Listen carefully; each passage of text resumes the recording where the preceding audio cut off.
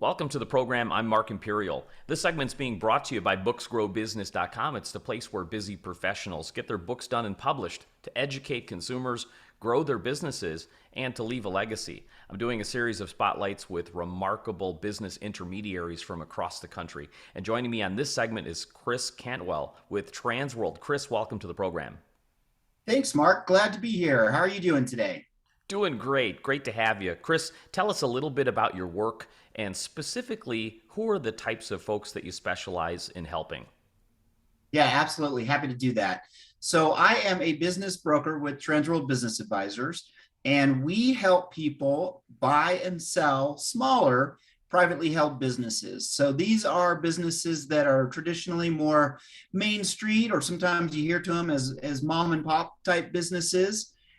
These businesses are typically doing 10 million and under in revenue, with the majority of them doing a million under in revenue. And that's really kind of the makeup of the small business market. And that's where we focus. Fantastic. For these sellers, they've been in business probably thinking growth, growth, growth year over year for so long. Is this oftentimes the first time they're going through the sales process? How much do they know? How informed are they? And what kind of questions do you get when they reach out to you? Yeah, great question. So most of them, here's what I would say is most of our clients today, our seller clients today, are that baby boomer generation, and they're in their late 60s, early 70s.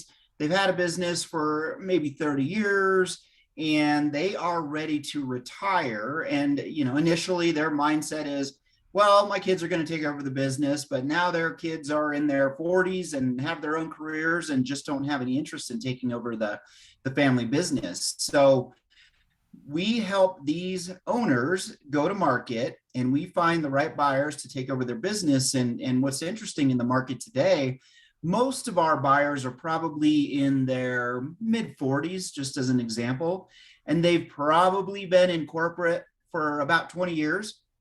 They've got some money saved up. They've got a good foundation, and they are ready to go be entrepreneurs. So they're looking for these businesses that are out there that someone retiring is about to sell. And here's what I would say is, with most of these business owners who are thinking about retirement, the last maybe 3, 4, 5 years, they've been just maintaining a comfort level. They haven't been focused on really expanding and growing the business. A lot of these businesses don't have any kind of a marketing presence. Maybe they have a website, but it's really old. And some of these businesses don't have a website at all. So the buyers that are coming in today are looking at these opportunities and saying, oh, wow, I get it. This guy's just been maintaining a quality of life for the last few years and not really focused on growing and scaling.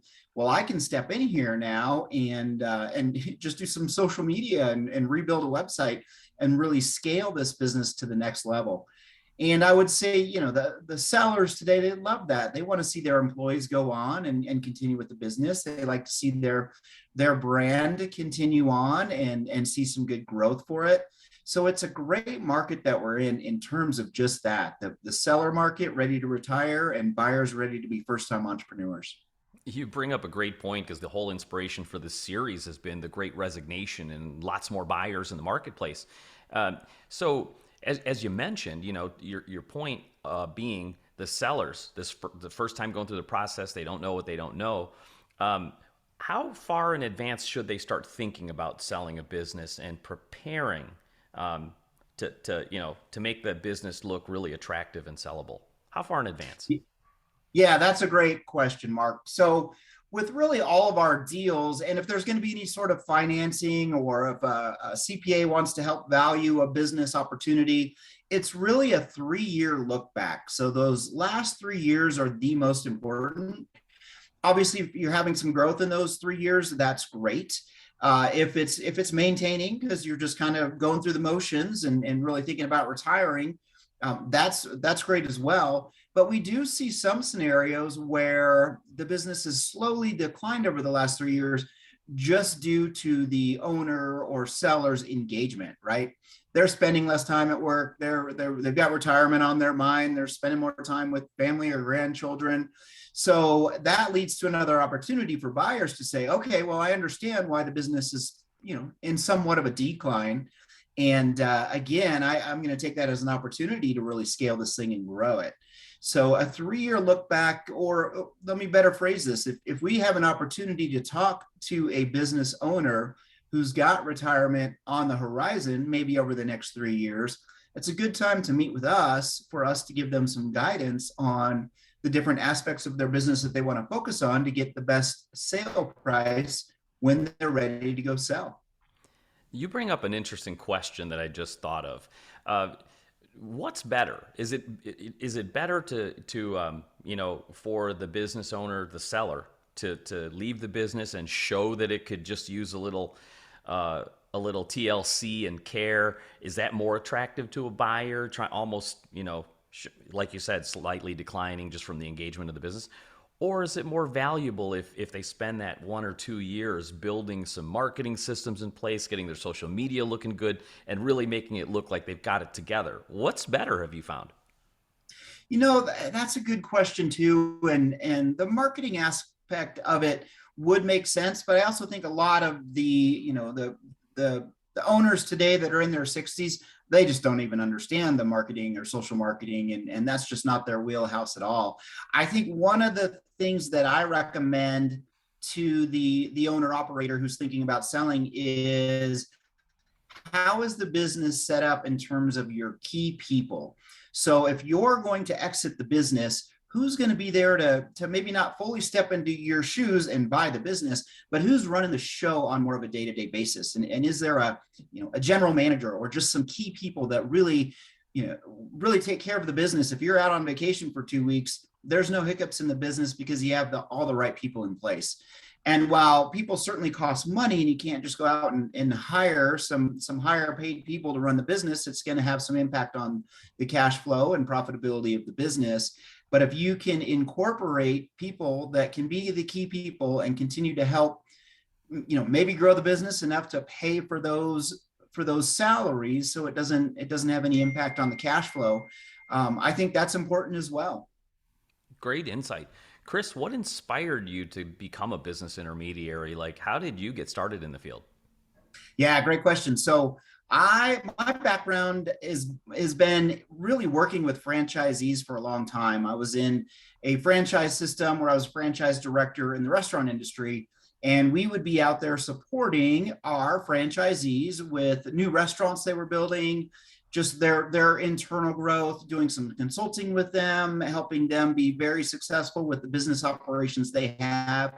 So I've been working shoulder to shoulder with business owners for quite some time, and it's fantastic. So I made a switch to say, well, instead of just working for a bigger company, now I can work for a smaller company, and I'm a partner in this business, and I'm still working shoulder to shoulder with entrepreneurs and business owners and people that want to become business owners. I love it. It's great.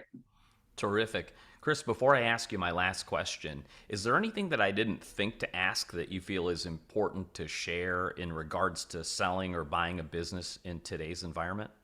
Yeah. So today's environment was really impacted by 2020 and the COVID and all the elements of that. So there's 3 scenarios for businesses that have been operating, obviously, over the last 3 years. Some of these businesses were hit really hard, and 2020 was an awful year for them. Some of them were just in the right industries that had so much demand that their businesses really skyrocketed in 2020 and in 2021. And some just kind of maintained. They just really didn't have much of an impact on the business. So look backs right now are a little bit challenging because you're trying to determine, how did 2020 impact the business? Did it hurt it? And is the business bouncing back? And if so, then we can kind of strike the performance in 2020. If it's same thing on the other side, if it just boomed because it was in demand, how is 21 and rolling into 2022 going to look for the business? Does it get back to normal, or is it going to maintain at that level? So those are the unique situations that we're dealing with today, and really trying to understand. And the banks are in the same boat. They don't mind throwing out 2020 if 2021 and rolling into 2022 are really showing that the business is kind of back to normal. I hope people were taking notes because you gave a lot of great information in this interview. Chris, for folks listening who are considering selling their business or somebody looking to buy a business that would love to speak with you, how can they find you, connect with you, and learn more?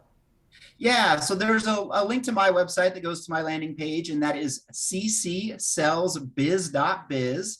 And that'll bring us to the Transworld website, or they can call me 844-SELL-BIZ. And I'd be happy to consult with them. I don't charge for consulting. If they just want to understand the market or maybe what their business may be able to sell for, I'm more than happy to help. Chris, this has been terrific. I really appreciate you taking the time to share with my audience today, and I wish you continued success for you and for all of your clients. Absolutely. Thanks, Mark. Have a great afternoon. That was Chris Cantwell with Transworld, and this segment's been brought to you by booksgrowbusiness.com. It's the place where busy professionals get their books done and published to educate consumers, grow their businesses, and to leave a legacy. That's all for now. I'm Mark Imperial, and thanks for joining me.